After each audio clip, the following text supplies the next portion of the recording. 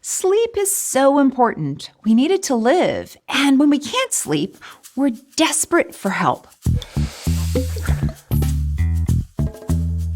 But lately, our fascination with sleep feels as if it's taken on an urgency. Do a quick internet search for sleep, and you'll find a slew of articles about how to make your sleep perfect. New gadgets, fancy alarm clocks, stay away from blue light. There are lots of services, products, and advice columns that tell us we're sleeping wrong. Not enough, not quality sleep, wrong position.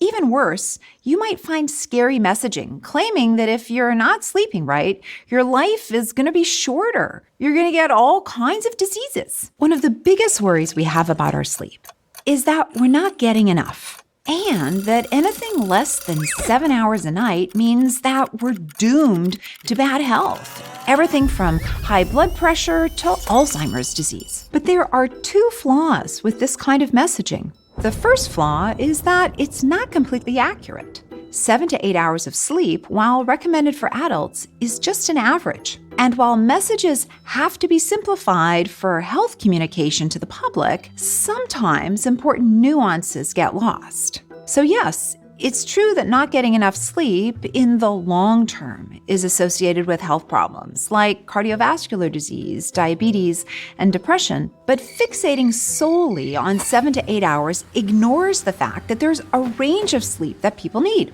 The duration of a good night's sleep can be different for different people. Some adults need 8, but some are just fine on 6. The second flaw with this kind of doomsday messaging is that it can be counterproductive, especially for people who do have trouble sleeping. For instance, in 2019, it was estimated that 21% of adults in the US were wearing sleep tracking devices, and that number's probably growing. And I get it. It's fascinating to see how much sleep you've gotten each night and to know what part of your night was spent in deep sleep or dreaming. But having all of that sleep data is causing some people to become obsessed with it. So much so that it's leading to a condition some call orthosomnia, a preoccupation with the constant need to achieve perfect sleep. And this condition, ironically, is causing more sleep problems. Now, orthosomnia might be an extreme example, but the anxiety of not getting enough sleep is keeping some of us up at night. So here's what some experts are saying. Stop fixating on the number,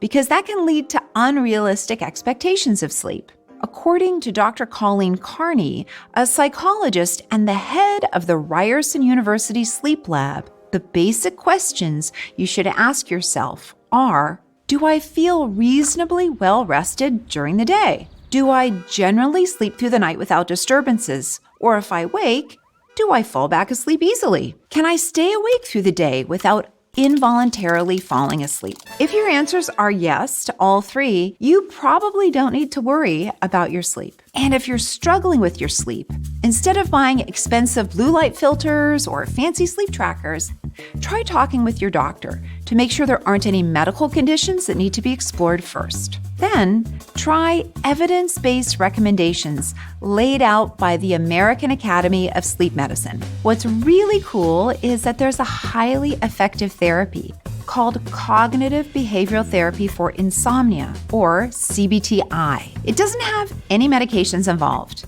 and it has a really low failure rate.